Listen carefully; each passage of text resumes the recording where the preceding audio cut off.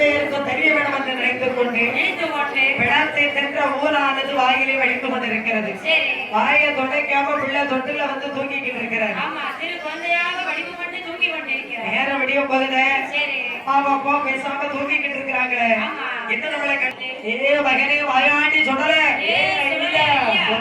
தொட்டிலே ஒட்டு விட்டு அம்மா தொங்கி விட்டேன் மகனே என்று சொல்லி அம்மா இவளாகி பார்வதியானவள் அவள் தான் நடத்து